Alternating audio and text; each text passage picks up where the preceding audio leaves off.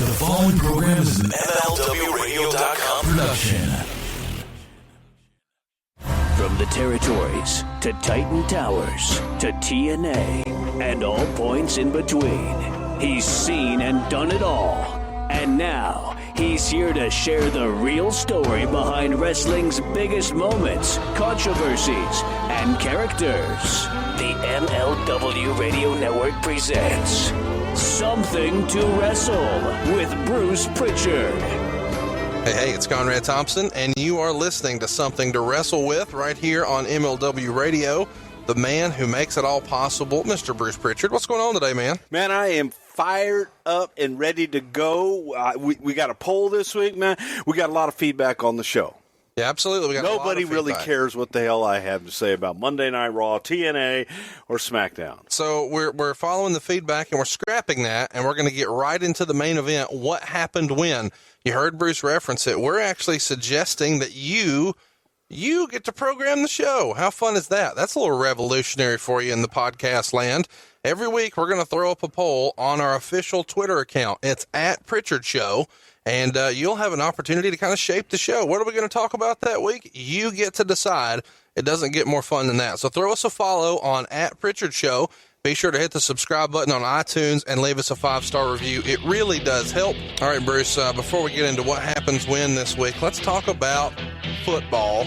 It's college football kickoff this weekend. Next week is the NFL, and we've got something fun going on. Personally, I'm involved in a fantasy football league, and you know we take it pretty serious. You're actually going to play with us this year. Look, I'm in it for one thing and one thing only. I want to have the First Family Mortgage Fantasy Football League Championship belt in my office. Well, and you can do that. All you've got to do is be the man. To be the man, you've got to beat the man, and you're going to feel like you're the man when you go to leatherbydan.com. Dan actually made our fantasy football belt last year, and it is the talk of the office. Everyone who comes in wants to see it. Belts really just transcend everything. So whether you're looking for a championship belt for wrestling, boxing, MMA, fantasy football, or maybe you just need some repairs or restorations to your belt, you need to go somewhere you can trust. You need to go to leatherbydan.com. And there's lots of talk about belts these days with the new Universal title, the new SmackDown titles, the new women's title. Have you seen all the stuff that Dan's doing over at Leather by Dan? Oh, it's incredible. And if you're sitting at home and you've got an idea for a belt that you would like to have customized to your specifications, Dan can do it. And he can do it in as little as 12 weeks. I mean, that's amazing. It really is. There's some wait time out there that's extended much past that. You know, some folks are waiting more than a year. You can get one in under 12 weeks at leatherbydan.com. And it's important to remember, this isn't like a mass-produced replica that you see like on the WWE shop.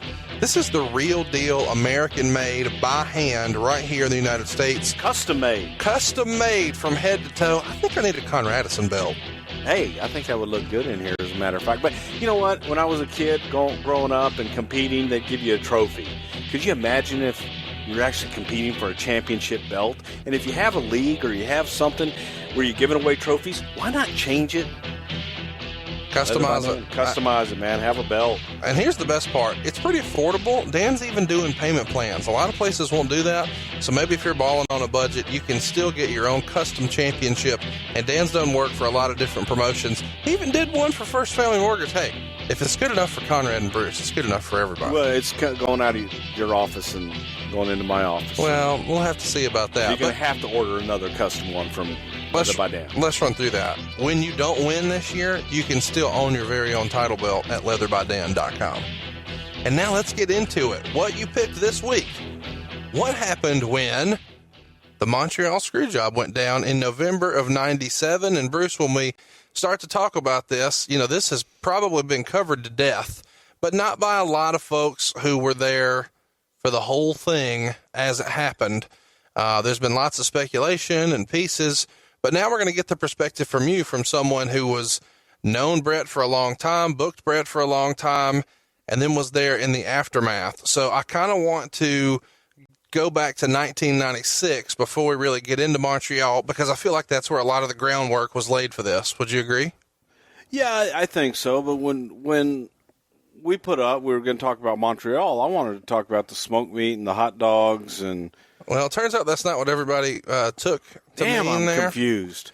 So we could talk about Pat Patterson, I guess. He's from Montreal. He is from Montreal. Montreal's most famous citizen, by God. Well, instead, we're going to talk about Bret Hart. Okay. I think that's what everybody really wants to talk about. And I'm kind of like, we had some feedback on Twitter. What else can you say? But you do have some interesting perspective because you were there for a lot of the contract stuff and a lot of storyline stuff and a lot of the aftermath, so to speak. And really, it is responsible for catapulting, in my opinion, the Attitude Era. And so before we cover a whole lot of Attitude Era stuff, why not go ahead and cover what really kicked it off, and that is Montreal. So let's go to 1996, post WrestleMania 12.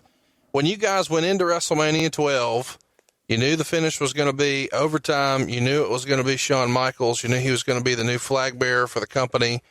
But Bret was still booked on, was it a European tour or a Middle Eastern tour that he still made dates on after that? But what was his obligation as far as your recollection goes? Bret was with us. I mean, Bret was committed. There were big time plans for Bret after WrestleMania 12. What were they? Do you recall? Well, yeah, to work with Shawn and do a lot of the things that we did throughout the summer and continue to build for the future and move on. But that didn't happen in 96. Like, you know, he left for a while. He left for a while. That was planned. For Lonesome Dove or just time off or a combination? It was time off. Bret had been running hard, and Bret had asked for some time off. And what better time? And frankly, you know, you go back to work shoots and so on and so forth. There was, we followed Bret all the way out. When he jumped in the car and the whole deal. You know, and he came through, and I'm standing there and go, hey, good match, brother, which I caught hell for. But, Bret didn't. Why would you catch hell for that? Say brother? Yeah, Vince. Oh, God damn, pal. But because the boys say brother, or because you were trying to get your shit in and say brother? No, it wasn't. It just, I caught shit for everything. But it was one of those things where that was Bret's idea. Bret's whole thing was, let me leave, have everybody, you know, if everybody backstage is talking, Bret was pissed off he had to drop the title, Bret was upset so Bret when he kind of left. wanted to work the boys a little. Without a doubt, 100%. Okay. And that was Bret's idea. Okay. And the idea behind it was Bret was going away, going to take some time off, do some different things. So, in his absence, let the talent, which you're going to do anyway, they're going to gossip and feed upon themselves. So, give them something to talk about. And Bret was going off to do other things at the time and take some time off. He wasn't going to be talking to anyone that wasn't family. So, what better time to do it? Am I making this up? I feel like, if memory serves, probably. He worked a match with Stone Cold Steve Austin, at the time just Steve Austin, I believe. Bret Hart. Okay. In the summer of 96, I think it was in Kuwait. Would that have been, I know you guys did a video release of a tour over there, but it seems like that was kind of a one-off. The tour may, you know what, and again, I don't know specifically. I don't remember, but I believe it was a situation where the Kuwaiti tour had been booked in advance, and Bret was one of the talent that had been promised on that tour. So that's probably why, if he wasn't working domestically and wasn't a part of things, why Bret was a part of that. So carry me through this. I'm curious about the business aspect of that. When you're saying that's a talent that was promised, I'm of the impression that a lot of the overseas shows are often sold shows. Could you kind of explain what that means to some of our listeners? Well, some were and some weren't. And there was a period in the business where we would go overseas and we would go different places where they would purchase the shows. They would say, hey, I want to do 6 shows, X amount per night. And then they pay expenses. And a promoter is who you're talking about. Yes. Okay. So we would pre-sell the shows. So if and they would cover travel, hotel, they covered everything. Okay. They covered everything. So we didn't have to worry about if we sold 1,000 tickets or if we sold 10,000 tickets. Do you remember one in particular, one of these sold shows that was just an absolute disaster? Like, not for you guys, because you guys got your money, but I mean in terms of the promoter taking a bath. No, not really. I remember that there were times in some of the Middle Eastern countries where they would bring us in and they would want to have multiple shows in the same arena, multiple nights back to back. And the deal was it was for a very select group of people. Okay. So you're performing in a building that holds maybe 5,000-10,000 people, and there's only 1,000 people there. Now, of course, there are probably those in the business that are saying they only drew 1,000 people in Hochberg, Kammerschnabitz, but they were prepared for that. Yeah. We knew it going in, and we had been paid on, if we had drawn 10,000 people.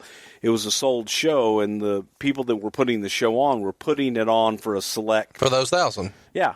Okay. Group of people. But to the outsider that doesn't understand that or know that, they're like, oh, God, they went in there and only drew so many people.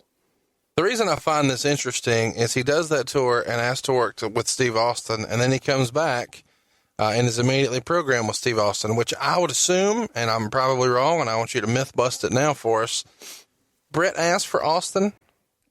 Probably. Okay. Bret and Steve had great chemistry. And they knew that even early on. Yes. Bret just said, hey, I can do something with this guy. Without a doubt. Yes. Okay. Yes. So then there's kind of the will he or... To go back to your, that question a little bit, when Steve came in, he went around on top with Shawn Michaels when Shawn was the champion.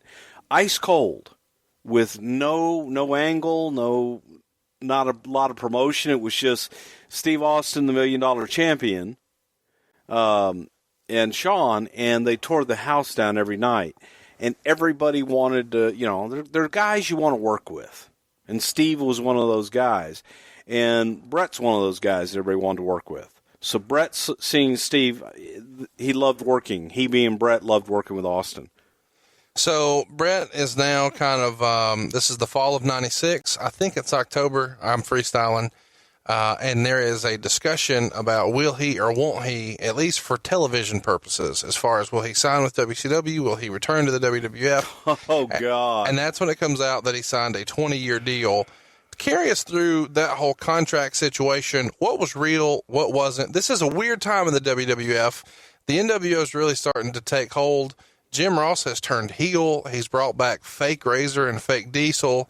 Farouk is, Ron Simmons has a stupid gladiator outfit on. There's a lot of weird stuff going on in the promotion. So carry us through. If you're defending the Farouk thing, we got to circle back to that. Carry us through the contract situation with Bret in the fall of 96.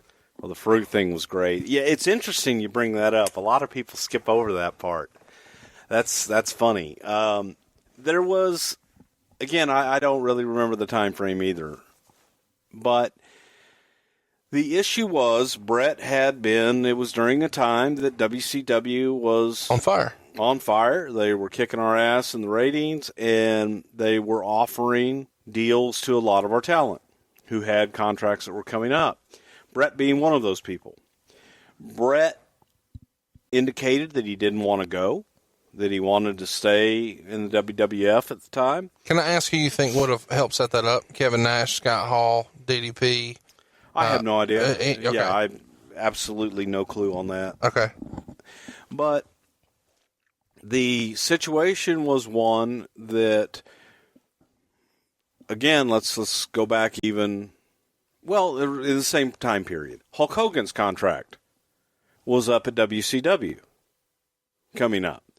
So Hulk was also negotiating. I see. Which very few people actually know. Hulk was negotiating, and Hulk put the feelers out. He wanted to see if there was anything back in New York. And this is just a few months after the NWO. That would have been July of 96 when Hogan joined. We're in October now. He was Hollywood Hulk Hogan. So we're just a couple of months in to a pretty big-time angle, and Hogan sending feelers out. Yeah. Okay. His contract was up. He had the option. He had the right to at that time. And we were exploring those options, seeing, what do we want to do? Hulk Hogan's available. Hulk Hogan arguably was the guy who the WWF was built on. And that's arguable? The biggest, yeah, that's not arguable. Some people will argue it. Sure. But here you have Hulk Hogan who's available and wanting to come home, if you will. And you've got Bret Hart, whose contract is coming up, and is wishy-washy on where he wants to be. Well, if you lose Bret, what do you pick up? Yeah. Right. And if there's an opportunity to pick up a Hulk Hogan, then do you need Bret? Right. So that was debated back and forth. Vince went out to Denver and met with Hogan. Wow. And I'll never forget it. Vince went out there to meet with him and, tried to keep it private. And Hulk was like, no, man, let's go down. Are those all airport meetings? Do they always meet? No, they met in a hotel. Okay. And Vince was like, you want to come up to the room? He says, no, let's go down to the restaurant. And they met in public so everybody could see. And Hulk's thing was, I believe, looking back, and, we thought about it afterwards, that was obviously a Hulk negotiation tactic for WCW. Sure, exactly. Yeah. And we, had Hogan's contract. We looked at it. We had an opportunity to match it, make it better, give him an offer. But WCW had the opportunity to match it. Sure. With Turner. So, again, we went back and forth, Hulk Bret, Hulk Bret, Hulk Bret, Hulk Bret, and chose Bret. So you guys didn't make an offer to Hogan? I don't think we did. And you don't think you did because his contract demand was too much? His asking was too much. His asking was a lot. However, Vince being... Do you remember a number? I don't. But I do remember Vince saying that if it helps you, Terry, I'll make you an offer. Oh, wow. Okay. Vince is always good. That's like pretty that. good. That's pretty solid of him. Yeah, he said, if it helps you, I'll make you an offer. And I'll honor it if it's what you want to do, but I'm not going to pay you what you're asking. Right. And so the decision was made to make Bret an offer. So at this point, you guys negotiate terms with Bret, and there's been a lot of talk about that contract. Was it really a 20-year deal? Yes. And do you remember, was it $1 million a year for 20 years? Is that what the number was? No, it was not. No, it wasn't. It was staggering numbers. It was high during the times that Bret was wrestling. And on for TV. For the remaining years that he had left to compete inside the ring. And then there was a period where he would appear periodically as an attraction. And then there was a time that we wanted Bret to be a part of the office and be a part of the company, developing talent, working with talent behind the scenes. And how do you think Bret would have did in that role? I think Bret would have been a good teacher. I think Bret could help guys with telling stories in the ring. Look, say what you want to about Bret Hart. I didn't say anything bad. People have. Okay. I probably have. But Bret in the ring told beautiful stories. But you think he would have been a good teacher too? I'm not saying that Bret couldn't have been. I'm just wondering what you think. I do think he would have been a great teacher because Bret always asked the right questions. Okay. And he always would tell you why he did something and understood the psychology of why he was doing something. Well, did you have a conversation with Bret to know why he picked WWF over WCW at the time? Well, okay. Let's get to that. So the offer's made. Right. Bret didn't give us an answer. For how long? You remember that night on Monday Night Raw? Oh, come on. God is my witness. Okay, because you were there. No, I'm just saying that whole Vince acting, oh, my gosh, or thank goodness, that was a shoot. Bret didn't show up until 1 hour before we went live. Okay, so he told him backstage, and then... Yeah, but we weren't sure what he was going to do live, honest to God. We were not really sure. Yes, he did tell us beforehand. He did. But he showed up an hour before. Which is uncharacteristic of him. Not really. Okay. But it's bad business. And with everything that was going on with Nitro stealing our guys. And people are on edge. There's a window. Yeah, it wasn't comfortable. I didn't think that was cool. Right. But he did show up late. Told him what he was going to do. But there was still that, is he going to go out on live TV and say, I'm going to Nitro? Right. There was a little bit of that unknown. Now, a lot of people are going to say, well, of course you would have done that. But so I want to talk about this. He negotiated with WCW years before in 1991 and thought he could leave, and then found out that his contract had rolled over. And he was negotiating with WCW then. So there's a whole lot of Bret Hart, super fans who say, "Oh, Bret would never do that," but in reality, he'd already done it once before. Right. Okay. So he makes the announcement in the ring, and I assume the conversation had been, "When you come back, we'll put you with Steve at Survivor Series," because that was a month later. Well, I'm sure there was discussion, at the time, as far as we had an idea what we wanted to do with Bret. Yeah. But there was also serious discussion, okay, what if he leaves? Yeah. There's discussion, what if he leaves and we get Hogan? But then there was also the very real possibility of, what if we don't get Hogan and Bret leaves anyway?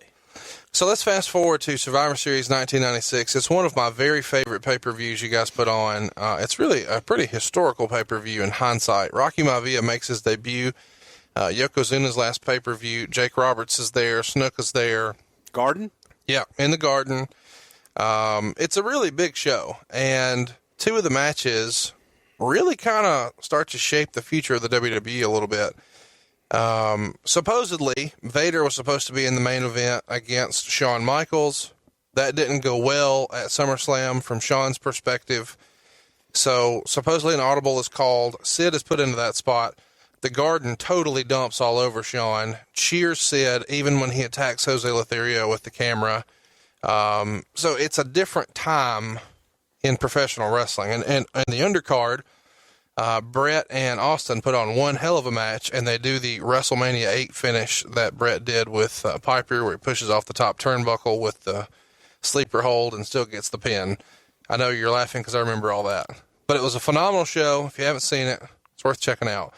What was the climate coming out of that show, knowing, okay, the New York, which we've always heard, the Garden, is kind of Vince's measuring stick. Would you agree with that? That's what we've all heard online, that Vince really thought the pulse of the WWF was what the Garden thought. That's fair. Yeah. Okay. Sure, that's fair. So now they're shitting on Shawn and they're cheering Sid.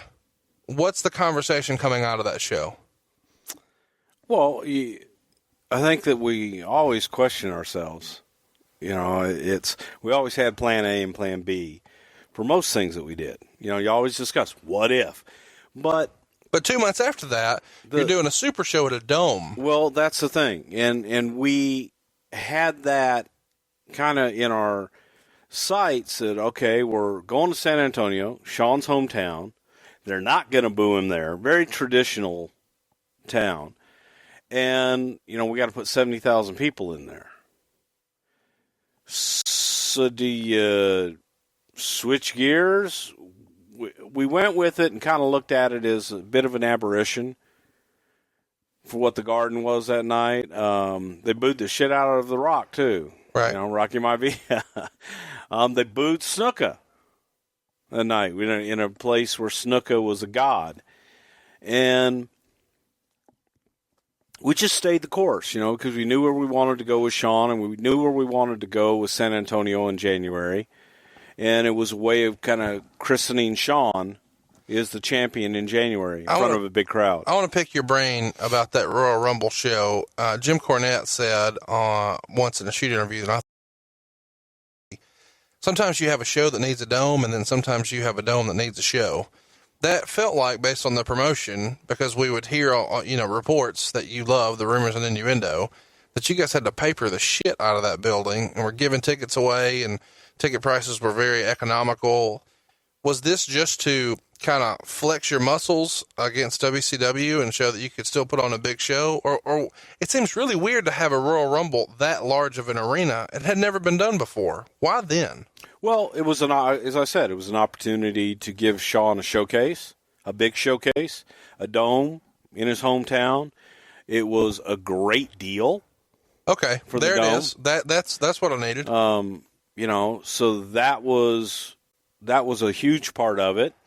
And the ticket prices were economical because it wasn't a WrestleMania. Yeah.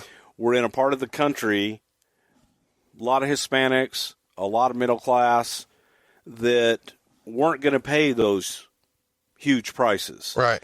So it was always... It's not New York. Yeah, it's not New York, but it also wasn't WrestleMania. Yeah. I think that you could go into San Antonio with a WrestleMania and get WrestleMania prices.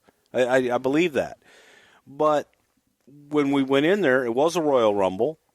You got an awesome deal on the building, so you could do lower ticket prices, still do a much larger gate than you could have done at the Joe and Harry Freeman Coliseum, and put a lot of people in there, make it look good for the event and for Shawn's kind of anointment, if you will. So let's talk about that. That Royal Rumble, another one of my favorite shows. It comes down to 4 guys. You guys do that. What a superstar lineup that 97 Royal Rumble has too. If you haven't seen it, probably the breakout performance of Stone Cold Steve Austin at that point. But it comes down to the final 4, and they do a final 4 pay-per-view the very next month in Chattanooga, and it's Undertaker, Vader, Bret Hart, and Steve Austin. And the plan, I think, was whoever wins that is going to face Shawn for the title at WrestleMania. But along the way, someone loses their smile. So carry us through I Lost My Smile and how you first heard about it and what your thoughts were and what the common feeling amongst the boys backstage was at that time. Oh, we were in Lowell, Massachusetts, and Shawn had injured his knee.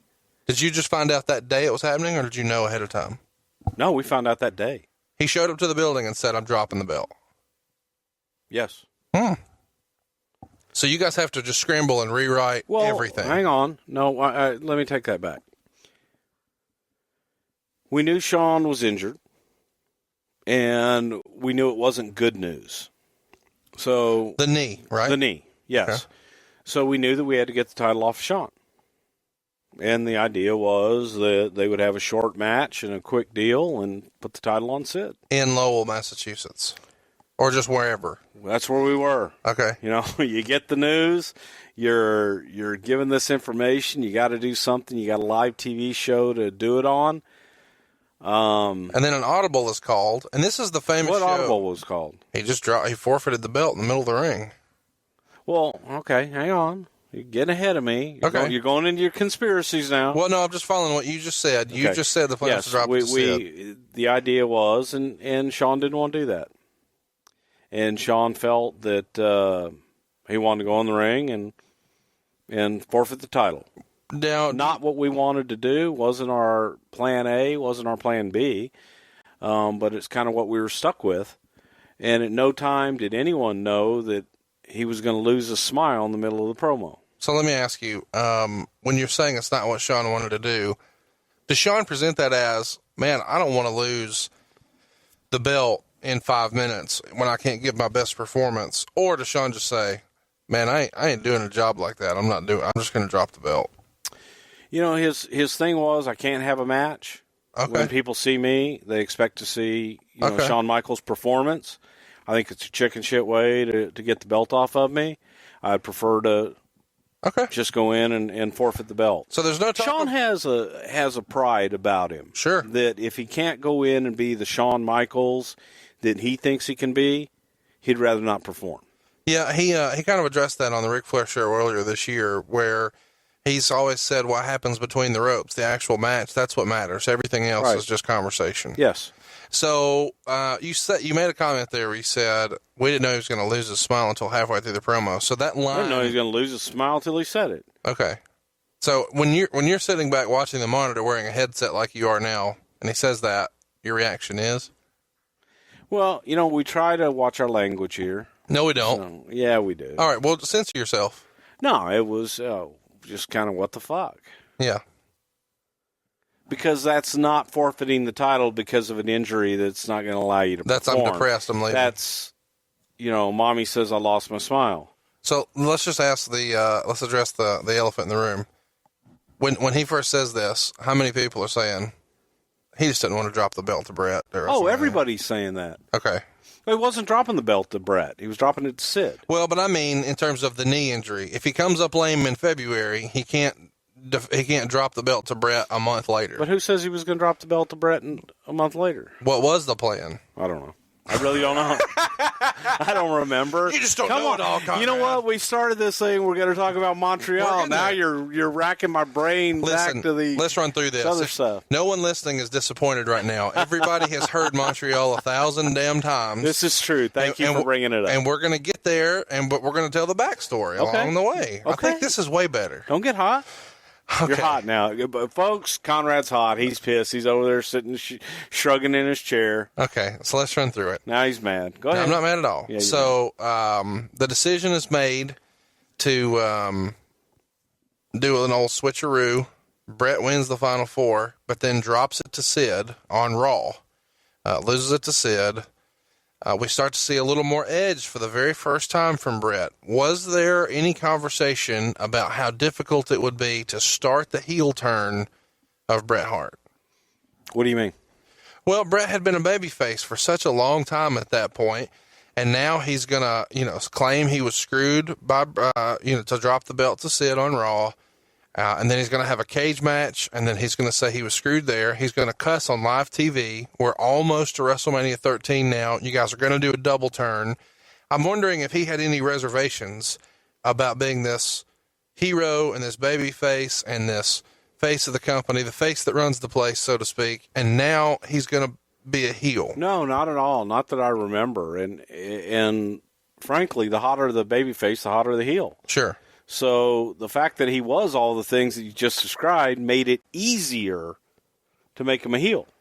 When you guys would have someone cuss on the microphone on television, would you give USA a heads up on that, or would you just say? Well, we had a delay in the truck, so we could nip it in the truck. You didn't always. No. So sometimes we're human, we miss it on purpose. Conrad, you're making a face right now. If you're really trying to get him over, you want one to slip through every now and again. Is that more of a ask forgiveness, not permission type situation? Depends on the situation. Okay. You're not going to give me an answer. Let's move along. So WrestleMania 13 It's a rib, here. Conrad. It was just a rib. Oh, I see. I'm trying to not do that this week. Yeah, it's just a rib. WrestleMania. But we looked in the box of gimmicks and we said, what should we do? Okay, go ahead. WrestleMania 13, one of my very favorite matches of all time. That's a great time in wrestling. Steve Austin, Bret Hart, I Quit match. Ken Shamrock is the referee. Whose idea was it to involve Shamrock? Did you know all along he was going to be a wrestler? Were you just trying to feel him out? And at this point, we're just going to do a special appearance, like a one-off, or what's the plan with Shamrock? Oh, hell no. Shamrock was signed. Mm-hmm. Shamrock was in. He was just waiting to introduce him. Did you have the finish in mind? Or you guys have the finish in mind for that Steve Austin Bret Hart match before you announced it was a submission match, or did you just reach in the box of gimmicks and say submission match, even though Austin didn't have an I Quit maneuver? Well, I think it was Howard Finkel's turn to pick in the box of gimmicks. Oh, so he reached in and came up with an I Quit match, and that's, it just happened. That's how it works. What's the real deal? No, it was simply a situation of you've got a great technician in Bret, great technician in Steve Austin. They'd seen the other matches, and it made sense. It just made sense. So the finish was booked at what point? Probably that day. So really an awesome match. He bleeds out. He doesn't tap out. He doesn't quit. Iconic thing that they never show on TV anymore because of the color. Bret does the honors for him. Is there any nervousness about, when I say do the honors, I mean with zip, he had a little help doing it. And Austin has admitted it's not something that he did often or he felt comfortable with or whatever. So Bret did it for him. Do you remember that being a conversation? Is that commonplace back then for one of the boys to take care of another in that regard? You're very weird about me asking this, aren't you? Is this the one sacred thing you're not supposed to talk about? No, it was not approved. It was not part of the match. Guys went into business for themselves. So he was supposed to just pass out, and they decided to add the element of color. Yep. Yeah, come on. Are you serious? You asked me a question, I answered your question. Wow, that's news to me. I didn't expect that. So we come out of here, and you do maybe the most magnificent double turn in the history of the WWF yes, at that wasn't it point. Great? I mean, it really was. It was. And you're not being facetious there, are you? It was phenomenal. No, I think it was. I think it's one of those that best ever. Guys should study to see how two guys can walk into the ring in opposite roles and leave in opposite roles. So now Bret's a heel, and we start getting into the spring, and there's some interesting stuff happening. At one point, Bret has to go have a knee surgery. He is in a wheelchair. I want you to just take it from here because you know exactly where I'm going. He's in a wheelchair. It's the end of Raw. There's a famous segment. He and Shawn are in the ring. What happened? What was supposed to happen? Well, yeah, I guess the more significant part of that is what didn't happen on air. The end of the show was for Shawn to super kick Bret out of the chair. So Bret's in the chair running Shawn down with the mic. Yes, but Bret was supposed to get to a certain line and make a certain statement that would get Shawn to kick him out of the chair. And back in those days, we had a hard time. We had to get out on the USA Network when we were live. So we didn't have these 5, 10, 15, 20-minute runovers that, you know, they can do now whenever they feel like it. So if we got to that point, we would ask for extra time. Sometimes they'd give us 30 seconds. Sometimes they'd give us a minute. I believe on this occasion, they might have given us 90 seconds. But we're cueing Bret, cueing Shawn, letting them know exactly how much time is left, and Bret's just not doing it. What's that mean? He's not wearing an earpiece. So tell everybody. There are people around. You got cameramen. You got people around the ring. And they have hand signals or something? Yeah. Okay. Yeah. And so he knows it's time. You're winding them up. You're wrapping them up, telling them, you know, go home. Like, we're going off the air. Yeah. And he ignores it. He ignored it. Bret just flat out ignored it. And so eventually Shawn does the super kick, but it's not on television. Sure wasn't.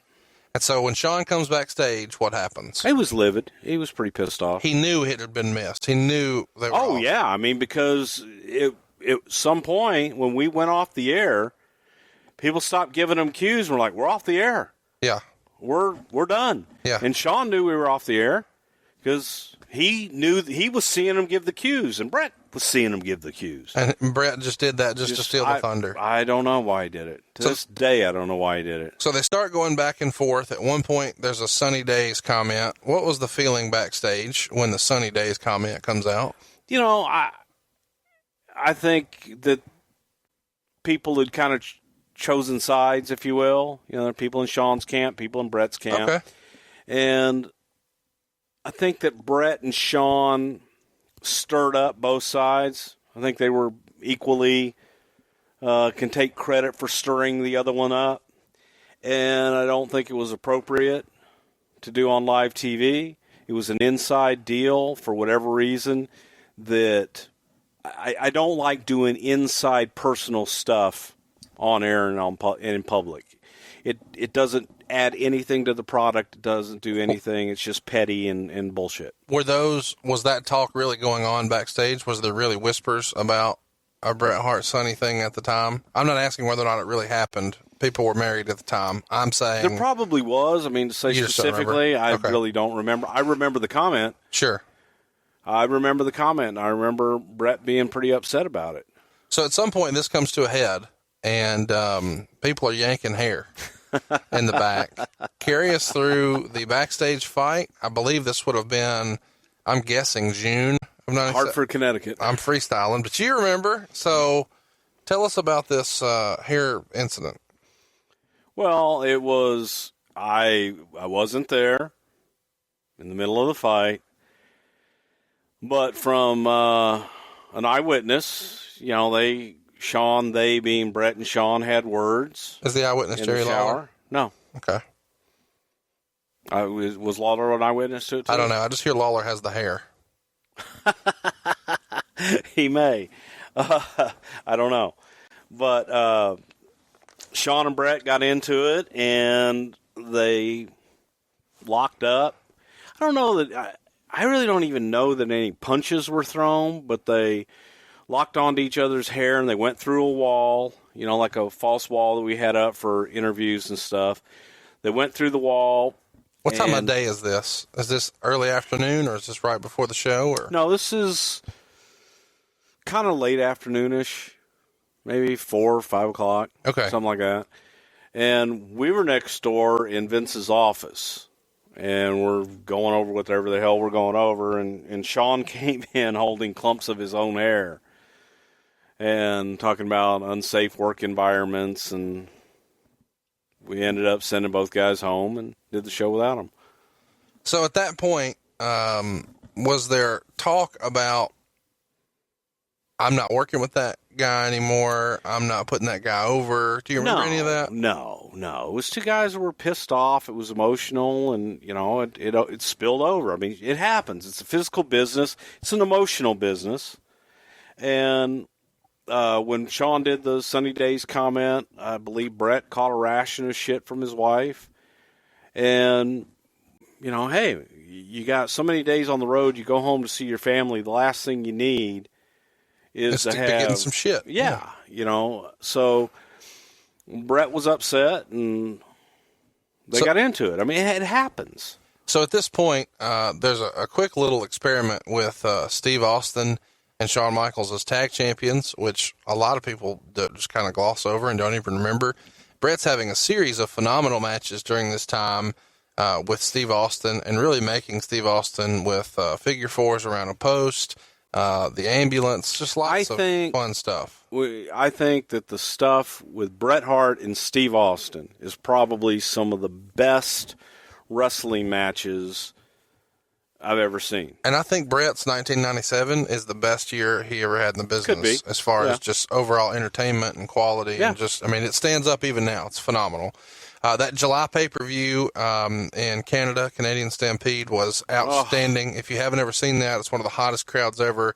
You may not understand exactly what you're seeing because it's just a weird deal, and I want to talk about that. The dynamic of, by the time you get to Midsummer, Bret has ran down America so hard with some really great lines about, if you had to give the United States an enemy, you'd stick the hose in this town. Pittsburgh.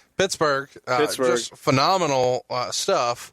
So south of the border, he is a heel, but north of the border, he is cheered like the second coming. Yes. Was this always the design? No. It just happened. It was organic. It just happened. And vice versa are baby faces in the States. And it kind of it was all the way Bret up and down the card. Yeah.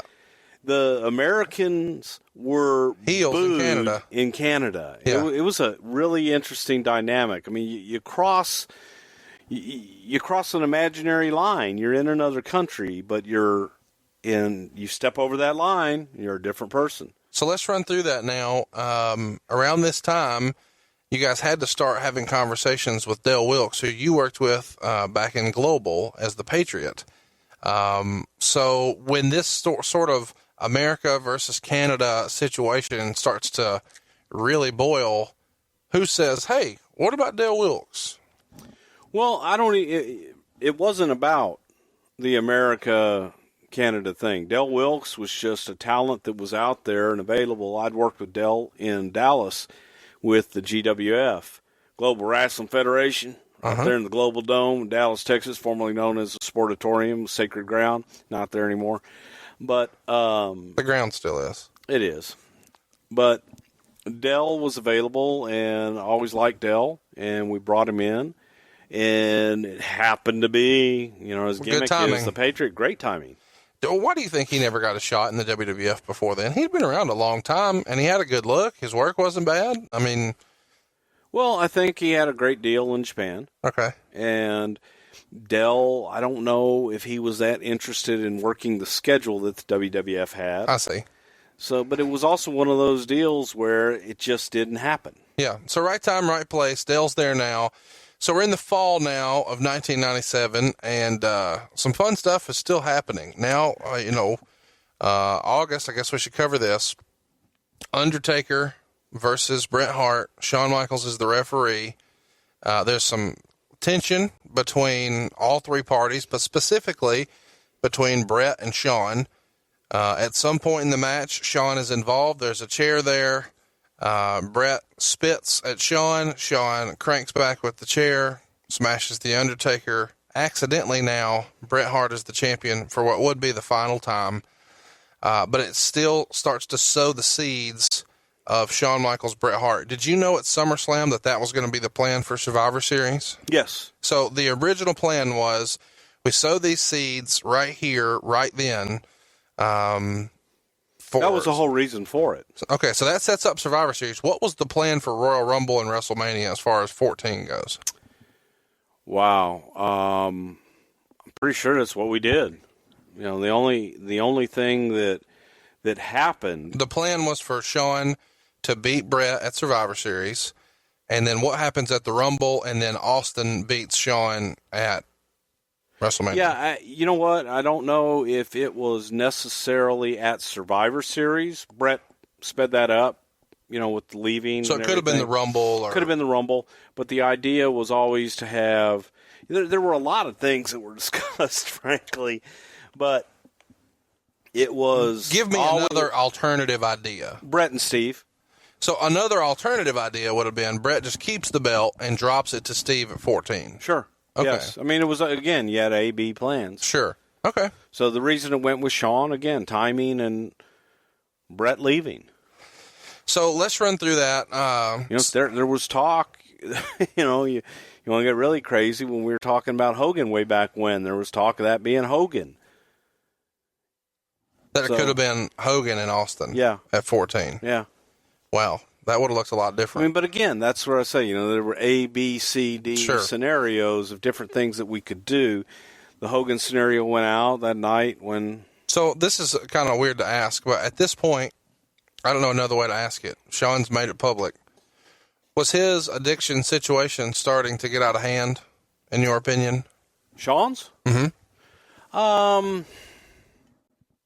Probably. So he's just becoming difficult. When you say out of hand, it was. I can't remember a time ever that Shawn was impaired to go in the ring. Okay. So at this point, we're going to go ahead and go through September. It's Ground Zero. Undertaker dives over the ring for the first time. Now it looks like, well, we got to put these guys in a cage. Bad blood happens. It's the first ever Hell in a Cell. Kane makes his debut. Lots of stuff going on right here. Right. Now we're in the next pay-per-view, and it's Survivor Series. And there's talk the week of the show, Bret's done. Bret's on his way out. So behind the scenes, what's going on when supposedly Vince McMahon goes to Bret and says, we can't afford you? From your perspective, how do you remember that happening? Well, he did it in the Garden. I remember that. I don't remember how many weeks out it was, but I remember it being in the Garden. I remember. Were you in the room when it happened? No. Okay. No, I was not. Did you know Vince was going to tell him that? Yes, that I day? did. Okay. I did. And it was Bret showing up late. So that Vince had wanted to meet with him earlier in the day. Mm-hmm. And of course, Bret showed up late. So when Vince had his meeting, I don't know that Vince was in the best mood. In the best of moods because he had to go out and do commentary and what have you. And in typical Vince McMahon fashion, that was October. Let's cut to the chase, pal. Here's where we are. That's October because that's when Cactus Jack came back. Okay. Okay. So it was done, and Vince kind of got right to the point and told him, we can't do this. And I'm be happy to renegotiate, but I'll also go and reopen your talks with WCW, and if there's any way I can help you get more money there, I'll do that. Are you comfortable saying what you think the contract value was at the time? No. Are you comfortable saying whether or not he was the highest paid performer? Was Bret Hart the highest paid performer in the promotion at the time he was asked to take a pay cut? That's a tricky question. Bret was one of the highest paid performers, yes. Top 3? Yes. Okay. So the other ones may have been Shawn Michaels and The Undertaker? Okay. All right, I got a hand gesture that tells me maybe.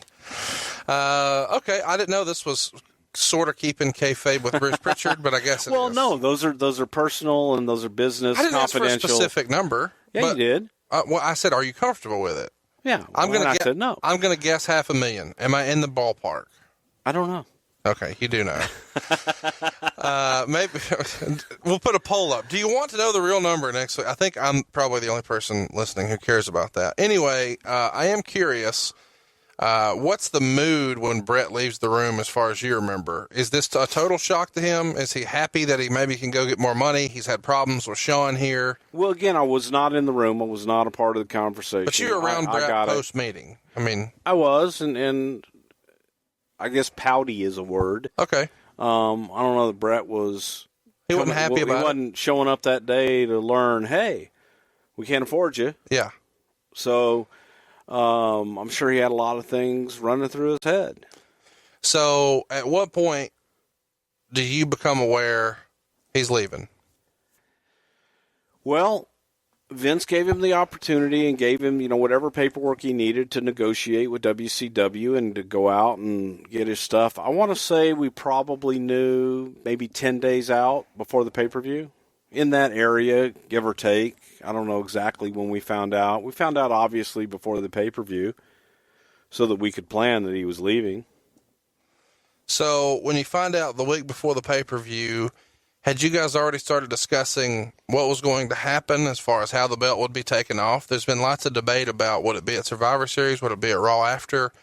What do you remember about that? Oh, no, it was always we needed to do it at the pay-per-view. Okay. So... that was the internal talk. We're going to do it at the pay-per-view. From your perspective, what comes back to you? Like, does Vince come in and say, he doesn't want to drop the damn belt now? No, Bret was a part of that decision. And Bret was a part of helping us come up with an idea on how to get the belt off of him and what we do. We explained that, when I say we, it was Vince.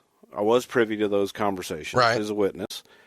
But it was simply, this is what we have to do. All right.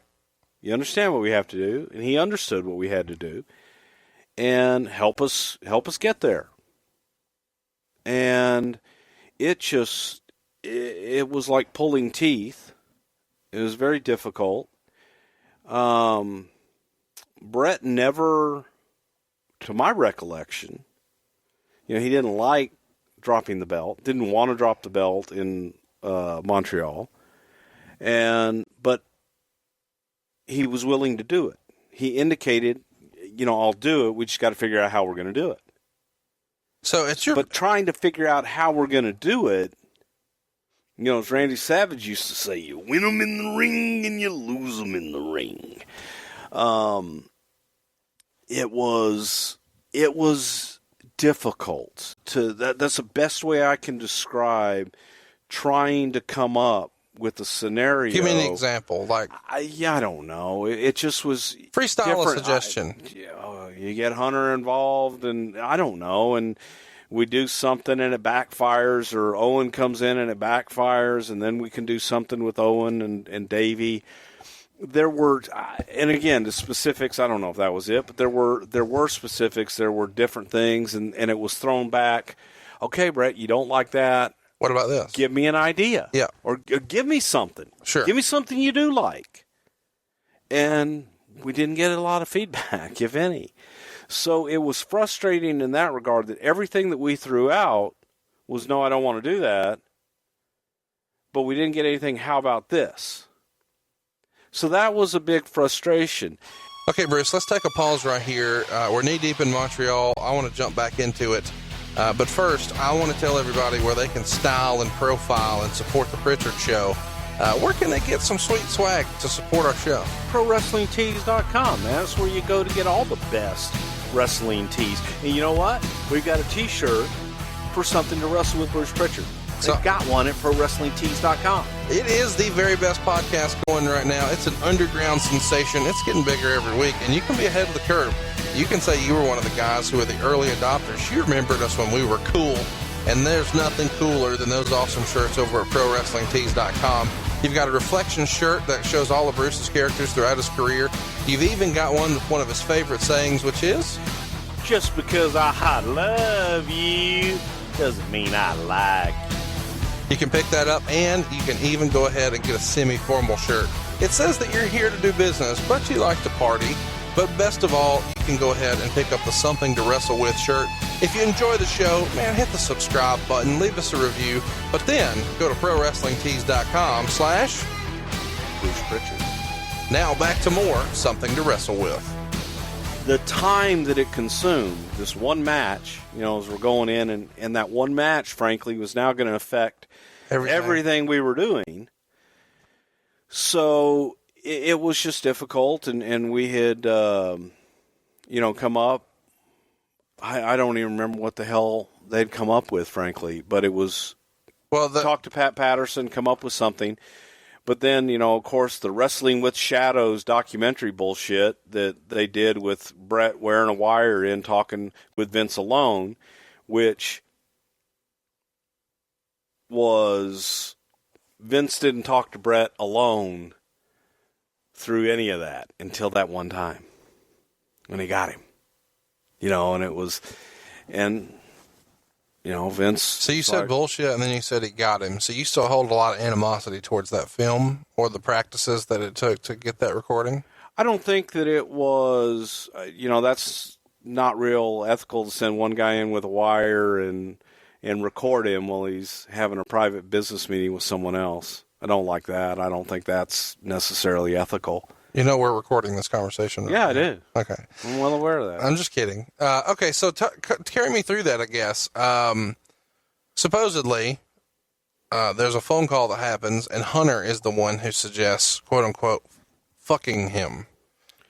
Is that the way you remember it? Or there were a lot of people that suggested it. Okay. Who else suggested it? I suggested it. Jim Cornette suggested it. Hunter suggested it. So it wasn't a revolutionary idea. Lots of people were like, if he don't want to drop the belt, we'll make him drop the belt. Exactly. Been done before. And supposedly, Shawn asked Briscoe to show him some holds in case he had to defend himself. Is that true or false? It's true. Okay. So when would you have known, hey, if he don't want to do it, we're going to do this? What day of the week would that have been? I assume it was week Well, first of all, that conversation never took place. We went in to that match. When I say we, everyone with the exception of Shawn. So when everybody suggests, let's just fuck him, Vince always says, as far as you know, we got to come up with something else, yeah. Okay. We got to come up with another way. So when do you find out that Shawn asked Briscoe for some... I didn't find out anything until after the fact. Okay, so let's fast forward. So no, I did not know. You're watching, I assume, is it fair for me to assume you're in Gorilla when this happens? So you're in Gorilla, you're wearing a headset just like you are right now. No different, there's only one ear. And from what I remember, the Hart Foundation, Owen and Davey, are right behind you about to run Actually, they were right in front of me. They're about to run through the curtain to do a schmoz finish, which is what Wrestling with Shadows presented as what the original plan was supposed to be. Right. The bell rings. You're watching the monitor. It's not the finish you remember booking or calling or you're looking for. Correct. Pick it up from there. Well, okay, I'll give you guys... Okay, I'll go back and... I was going to say, I'll give you something that's never been discussed. No, anyway, do it. Because it's personal. Do it. But, no, I'm going to go to your point. When the bell rang, and again, I'm watching the match, but I'm doing other things too. And I'm looking for the spot where Davey Boy Smith and Owen Hart, and I think it was Neidhart. Do a run-in. And we're sitting there, and I hear the bell ring. And I'm like, what the hell? And I'm yelling at the timekeeper, why are you ringing the bell? And I look up on my monitor, and Shawn has his leg hooked, and Davey Boy and Owen are standing right in front of me, and Owen's like, what happened? And Bulldog's like, they fucked him. They just fucked Bret. And they screwed him. And like, what do we do? I'm like, I don't know. So they turned to look at you to ask what to do. They were staring at me. Yeah.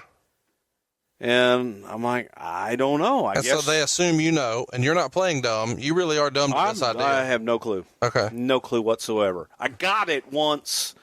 It happened. Once Shawn rolled out to Vince. I got it. And Shawn tries to play it off like he's not involved. He grabs the belt and stomps backstage frustrated like he had nothing to do with it. Yeah. You're about to digress and tell a personal story. Well, the personal story is that we used to do, Undertaker was not on TV at the time. Okay. But he was there. Okay. And Taker sat next to me at gorilla position the entire night. Was that normal? What? For Taker to sit by you in gorilla when he wasn't working? No, I mean, but he had nothing to do, and he was watching the show. So as far as you knew, but he could have been smartened up and said, "Hey, baby, hang on, okay, hang on." So you just jump into the conclusions.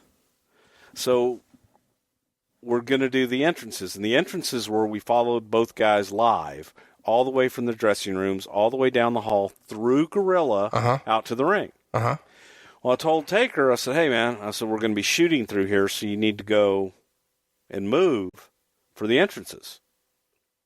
So Taker just walked down and went into Vince's office to watch the show. Never came back. So we have the match. Everything happens. I'm done, and I'm sitting there like a sitting duck. I have no clue what's going on. And I get up, and I'm going to go back to Vince's office where all my stuff was and where, we all had our stuff.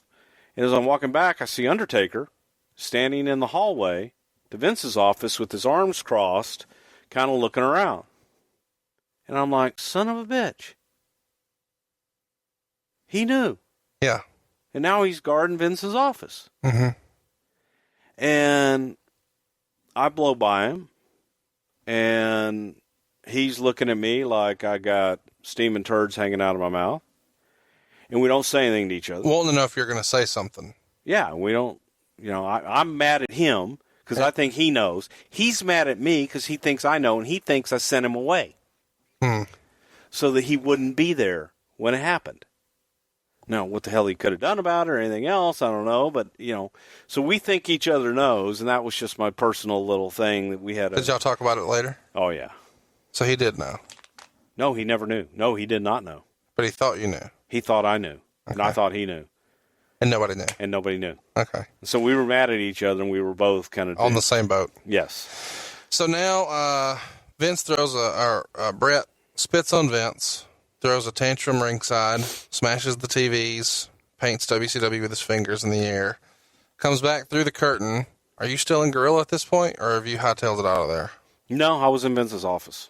So you go to Vince's office, and you assume that everyone will congregate there, or what happens? Does Vince come in the room next, or what happens?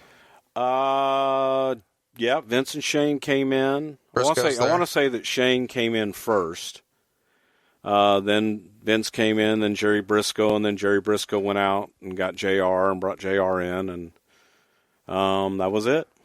So you guys are sitting around the office, and then there's the... Nobody was sitting. Okay, everybody's standing around the office.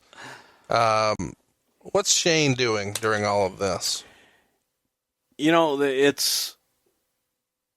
I'm sure that everybody who wasn't there probably has this vision of us, sitting around plotting. It was silence.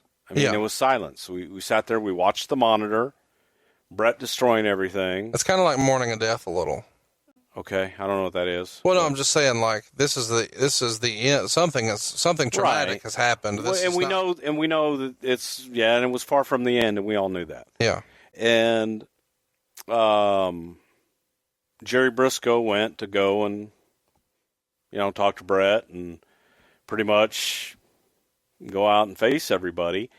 And Briscoe came back, and Vince was like, I need to go and I need to face him. I need to face everybody. What did Briscoe say Bret said? Do you recall? Yeah, I don't recall him really saying anything. I don't even know that Jerry spoke to Bret. So Vince then goes into the locker room where Bret is. We made that walk and got spat upon by the Hart family along the way in the hallways. They literally spit on us. The wrestlers or the family? The family. So like his wife and... Yeah. Is spitting on you sisters. Guys. Wow. Yeah. They weren't happy. So then you walk into the room. At this point, Hunter and Shawn are probably out of there. No, they were there. Okay. So walk into the locker room. What happens? Well, we walked in. On the way there, we were met by Taker. What? And has the director come up yet? Like the company that's filming, has that been a topic of conversation at this point? What director? They're shooting Wrestling with Shadows. Oh, they were nowhere around. That from the standpoint of working with us. I'm saying as far as Vince goes, is he thinking, oh, shit, I forgot they're here. We need somebody to neutralize Oh, God, that was the furthest thing from our mind. Okay. That was the furthest thing from anybody's mind. Okay. It was kind of like a non-issue. Okay. But, we got confronted by Undertaker, Davey Boy, and Owen, and Neidhart. And Vince just looked at him and said, guys, what did you expect me to do? I did it for you. So he wasn't willing to do business. I had to do something. I had to do something to protect each and every one of you guys. And I said, where's Bret? And he went down, walked down the hall. Undertaker went in and pretty much got everybody that was not directly involved in the match, got him out. And I was there. Tony Gurria was there. Sergeant Slaughter, Jerry Briscoe, Shane, and then the guys that were involved in the match. So anybody else that claims to have been there, Earl Hebner was not there. Earl was gone. They weren't there. Even Ken Shamrock asked if he could stay and was asked to leave. So, and it was pretty simple at this point. Bret was in the shower, and Davey went in and told Bret that Vince was here. Bret came out of the shower, still soaking wet, and said, I'm going to finish taking a shower. I'm going to get dressed. I'm going to stand up. I'm going to knock you out. So he goes and takes a shower. Went in and finished his shower, came out, started to get dressed, and, he and Vince, he cussed at Vince and blah, blah, blah, and Vince just said, Bret, you left me no choice. I had no choice. I had to do what was right for my business. I couldn't allow you to just take the belt and show up at our competitor, and had to do what I had to do. And I would think that you would respect that. And it was heated on Bret's end. Vince was pretty calm through the whole thing. I think both guys' emotions were pretty high. And Bret did exactly what he said he was going to do. Bret got dressed, tied his shoes, picked up his knee brace, threw it in his bag, and got up and punched Vince. Was it just one punch and he was done? Or one punch, and everybody was in between them, and Vince went down. But everybody was in between them, and it wasn't going any further than that. So he smartened up. Vince told all the guys, he deserves a shot. Let him get one. Yep.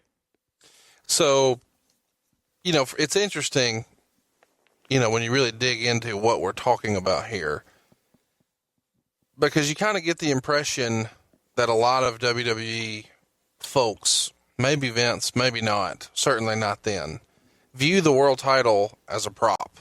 It's not a big deal. But right here, Vince is really defending that belt. It was a symbol of the company. It was a symbol of the brand and the company that Vince and his father had built. So to have your champion, I'm saying that symbol goes somewhere else. That symbol gets bounced around in pretty ridiculous fashion these days. I understand that. So I'm just wanting to clarify that what a different time it was in mindset. Right. So let's kind of address the Medusa thing. Was that ever a discussion? I mean, did you guys really believe that Bret was going to show up on Nitro like Medusa did with the belt? How would you think anything else? Did he negotiate when he was the Intercontinental Champion to take that belt to WCW to the best of your knowledge? I have no idea if he did. I have no idea whatsoever. Bischoff has always maintained that he never asked Bret to bring the belt and knew that Bret I believe that. And he knew that Bret could, and he says that because he'd already been sued for that. Right. So there was, not just because he's a nice guy, but he knew, I'm going to get sued for that.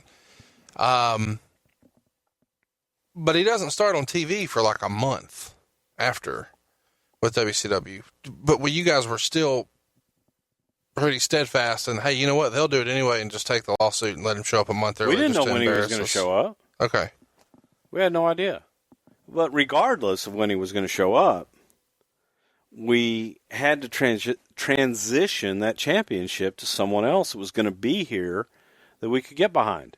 So Vince sustains a black eye, I suppose, and some sort of ankle injury in the fall, and then limps out of there, and that's caught on camera in the movie. Your feelings about that being filmed and shown in the movie, or? I mean, it's real life. I felt that the portrayal, it was not a fair portrayal. And you can say, if everybody says I'm sucking Vince's dick and I'm towing a company line, I don't work for WWE. I probably will never work for them ever again. You never say never, but the way things are, I'll probably never work for them again. I'm quite happy where I am and what I'm doing right now. And no, I don't tow any company line. I have no reason to tow a company line. But I also do not appreciate and will feed into the rumor and innuendo and bullshit. And that documentary was very one-sided. Yeah. Their timing was great, but it was strictly one-sided. It wasn't a fair portrayal, but that's what documentaries do. If anybody thinks that reality TV is real and documentaries are just showing you all the facts, no, they're in the interest of whoever's doing the documentary. So when this fight is over, you guys go back in Vince's office. What happens next? Everybody just goes back to the hotel like a normal night? We left. So what conversations are you having when you leave the building? You make a phone call to somebody. You're talking about this. You've got to be, your senses are high. Who are you calling? What are you saying? What's the talk? What's the theme? Well, Jerry Briscoe's one of my best friends in the whole wide world, and I had a little chat with Gerald. And he told you that he knew, and that he showed Shawn some hooks or something? He told me what he had done the night before, and that they had talked about it the night before. And he went to Shawn's hotel room? Or Shawn went to, okay. You don't remember that part? I don't know. But, that he knew, and I understood his position. Talked to Vince, and, he pretty much said the same thing to me, because I did it for you. I did it for everyone, in my company. So the next day you guys go to Raw, and supposedly a handful of guys don't come or say they're not coming. Mick Foley didn't show up. One guy. That was it. Everybody else showed. Everybody else showed. But maybe they were a little... And then Mick called and apologized and was there the next day. So when you say everybody, Owen, Anvil, Davey, they're all there? Owen, those guys, no. And Vince asked them not to come. Okay. Told them they didn't have to come. Hawk is there. Everybody that was supposed to be there was there. Okay. So is anybody walking around with their ass on their shoulders, so to speak, about Vince screwing one of the boys and they're trying to stand up for the boys, or do people get it? Some got it, some didn't. And who didn't get it? There were a lot of guys that didn't get it. I don't know specifically who, but there were guys that didn't get it. We had a meeting with the guys. I think we didn't have a meeting until the next day because we needed to get business taken care of and move forward. So Raw, you don't have a meeting. I don't think we had the meeting in Raw. But I think Tuesday, we had it on Tuesday. Okay. Got everybody together, and Vince explained, "Hey guys." So like in an arena, they're all in the seats chilling, and we had it backstage somewhere. Okay. Where catering or something like that. Okay. I remember the meeting, but I don't remember. What's the gist of the message that Vince pushes out? Same exact message that he always said. I did it for you guys. This is the situation, guys. He left, didn't want to do business on the way out. I did what I had to do.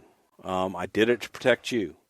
I did it so that didn't give our competition another edge over us. I did it so that we would be able to continue to do what we do. He maintains at that time that Shawn didn't know. Who? Vince. They all stuck with that story for a long time, yeah. Okay. But you knew by then that Shawn knew. I did know by then, yes. Okay. Yeah. But there was no. But here's the reason for that. There was no reason to put undue heat on Shawn. Oh no, I totally get it. He had enough on his own. Shawn had enough heat on his own, and there was no reason to put undue heat on Shawn. And I'll tell you something that Vince said to me when we got back, because I was upset about it at the time. I felt that you just don't do that. But at the same time, I understood why. And late one night when we got back to the office, and I never forget because I used to like to have my lights off, and I had a lamp on my desk, and I would work by lamplight. And it was later in the evening, and it was dark outside, and Vince comes walking into my office, and I was the only one there. And it's kind of, typical Vince. How you doing, pal? So I'm all right. And I was being kind of a dick to him because I get it. Felt left I understand. I felt left out. I did. I felt like, couldn't trust me. You could have trusted me, and I would have been behind you, and I'm behind you now. But what he said kind of put it all in perspective for me. And I said to him, I said, you could have told me. And he says, then you would have known, and that would have dumped on you. And I didn't want you to have to lie to anybody. This way you can look anybody in the eye and say, I didn't know, and you weren't a part of it. That was to protect you. It's pretty smart. And I said, well, okay. I said, I said something with Shawn's name. He says, well, I want you to think about this. Who else do you think would have had the balls to go in and do what Shawn Michaels did? That took a lot of balls. Not to just do it in the ring, but to walk back through that curtain and face all those guys in the locker room. Yep. And he did that for you. And he did that for everybody back there. So, when you're mulling all this over, and I understand your emotions, keep that in mind. That's a fair assessment. And, I thought about it, and I was like, you're right. A lot of guys can say, well, I would have done this. I never would have done that. You weren't put in that situation. Right. So at this point, you guys have told the Hart Foundation not to show up to the TV, but eventually you try to bring them back into the fold. Let's talk briefly about how that's done. It's pretty well documented. Owen got a bump. Owen had to, feel a little weird about not supporting his brother, whatever that meant, but really he had a job to do, and that's the reason he was in the WWF, not to hang out with his brother, not to support his brother, but to support his family. And he made a financial decision to stick around. Did Vince give him that bump out of obligation? Did he give him that bump to reward his loyalty? Did he give him the bump to stick it to the Harts? What's the motivation behind giving Owen Hart a bump to stay? Owen was put in a difficult position. Owen was Bret's brother, and Owen didn't do anything wrong. Well, here's my point. Normally, you'd like to think in the wrestling business that your pay is dictated by the level of draw you are and how effective you are for someone's business. Did Owen become that much more effective for the business because his brother got screwed to warrant that type of raise? Sure he did. Owen was a big part of that. He was a big part of that group, without a doubt. And he was a big part before, though. Yes. But the raise comes after. I'm curious about the timing of the raise. Well, the raise came after on several accounts. He, frankly, became more valuable after that. Because he was the biggest Hart. Because he was the biggest Hart, and he was still there. So there was an issue, and it was a good deal for Owen, but it wasn't, hey, well, let's pay him off because of Bret. Owen had the opportunity, just like Davey Boy and just like Jim. If they wanted out, Vince offered them their release. Owen didn't want his release. So for his loyalty, for staying, he was rewarded. He was rewarded by being put in a program with Shawn. He was rewarded monetarily, which he deserved. Yeah. He was still put in the top program, and he was taken care of, and Owen was, Do you think he stuck around because he felt like this was his chance to be the top part, and now he really didn't have to be Bret's little brother, and maybe he had a chance to stand on his own, and if he went to WCW, he'd still be Bret's little brother? Yeah, I can't answer that for him, but I know that he wanted to be there. So, Davey Boy's offered his release, and I think Davey Boy ended up going down south. He did. But, yeah. So did Neidhart. Is that viewed as being a big loss? To who?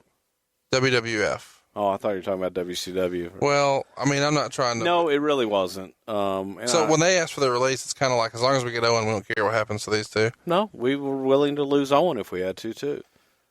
It goes back to the happy locker room theory. Okay. Don't want an unhappy locker room. Yep. And so if they're unhappy, let them go. If they're unhappy, let them go. Now, Neidhart leaves and comes back, right? What's it like to have him reintroduced after he asked for his release? Do you remember? Does he call? Do y'all call? That seems like an Stu always called. Really? Yeah. Stu even called for Jim. Stu always had to call for Jim. Okay. And so, give me an idea. What do you think that conversation looked like or felt like for Neidhart to come back? Yeah, Vince, can you do something with Rhino? He called Neidhart Rhino. I'll say. Big bastard. I sure would appreciate it. Just kind of like that. I mean, it was... And Vince, okay, sure. Vince loves Stu. At that point, when Davey leaves, he had some well-documented issues. Were those already reeling their head, and it was like, glad we don't have to deal with that? Yeah, it was unfortunate, but yeah. So, who first? We're going long here, but we're going to get things wrapped up, but we can't get out of here without talking about this. Who's sitting around the table and says, you know what? Vince has a lot of heat. We should do something with this. You know what? Oh, God.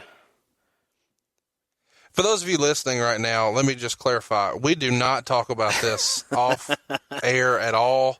We literally sit down and with no research and just hit the button and talk. And I know some people are going to say that's lazy, but I think this makes for a better show. So whose idea is that? I have an idea because you don't want to say it. It kind of happened. It was organic. You know, there were people that used to say, well, goddamn, Vince, if you just went out and were you'd be the hottest heel in the territory. Who would say that? Some people. And there were other people that would say, no, Vince is the greatest thing ever. No one could hate him. And this other person would say, are you kidding me? Just go out and be you. You'd be the hottest heel in the company. So I think the first voice is Pat Patterson. I think the second voice is Jerry Jarrett. I think the third voice is you. Yeah, I kind of urged him to be himself on camera and let the cards fall where they may.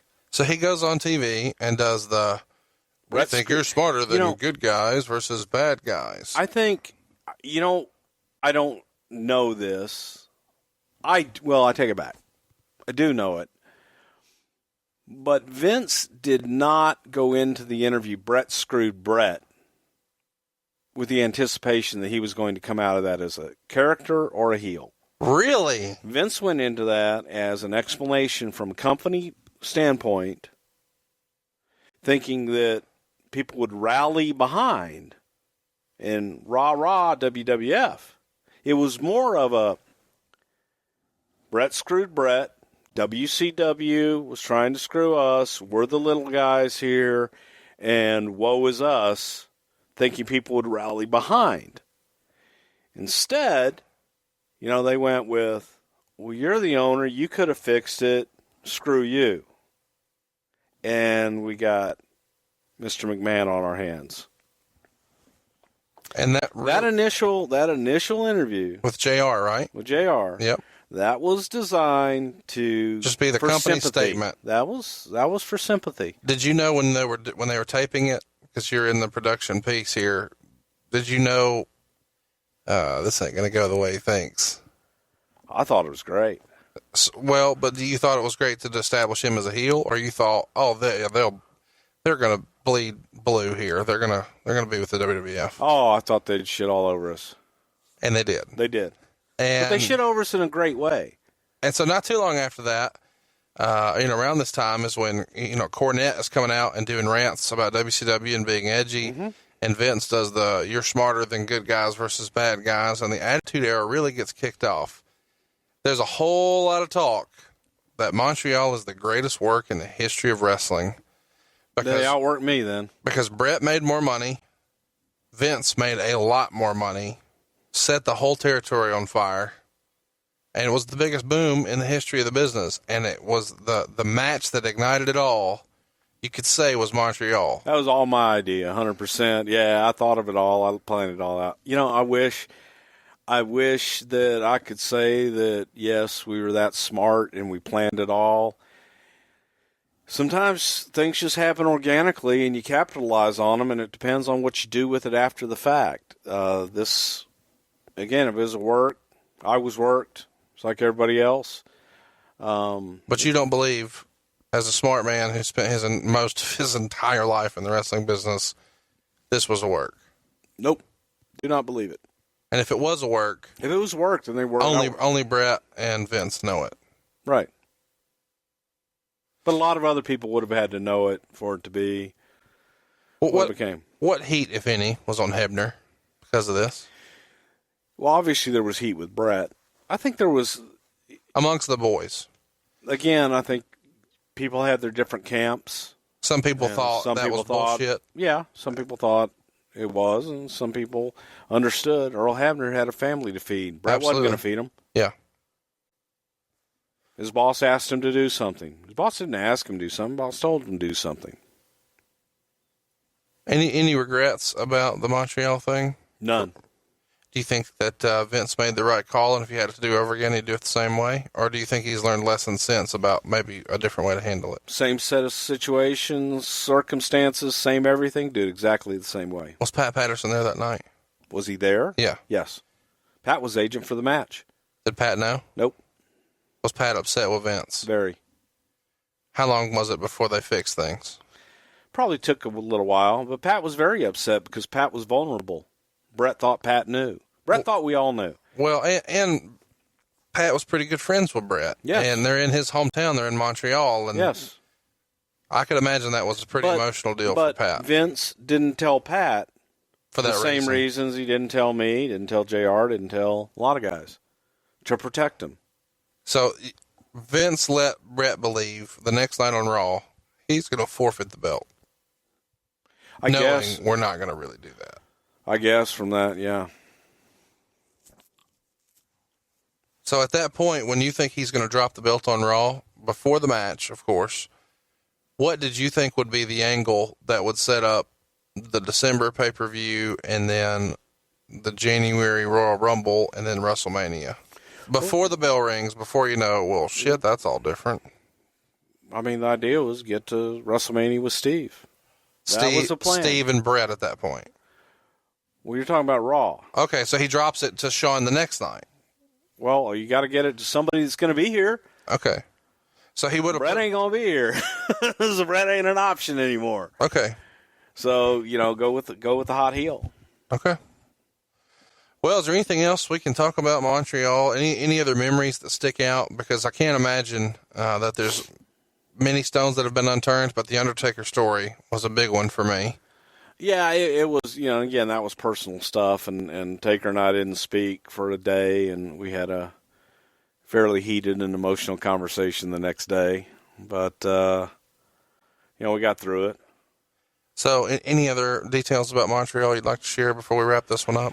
None that I can think of. I think it's been analyzed and covered to death. Well, I really appreciate you allowing us to go into such depth, and I know I started, more than a year prior, but I really feel like prior to that re-signing... Don't apologize to me. Apologize to those people that answered a poll and wanted to talk about Montreal, and you're talking about No, we got Cleveland. there. Well, we got there. The gist of what Montreal happened was getting out of a contract, and you can't really talk about that unless you talk about how the contract started to me. And now you've got the full story. Of I liked it. What happened when you personally screwed Bret Hart in Montreal? I didn't screw Bret Hart. Bret screwed Bret. What a great way to end it. Be sure to throw us a follow at Prichard Show on Twitter. We're going to take a poll every single week to cover a topic that you want to. Trust me, this is going to be a fun ride. You don't want to miss out. Tell your friends, hit the subscribe button. Let's make it happen. We'll see you next week on Something to Wrestle with Bruce Prichard right here on the MLW Radio Network. The world of MLW Radio never stops.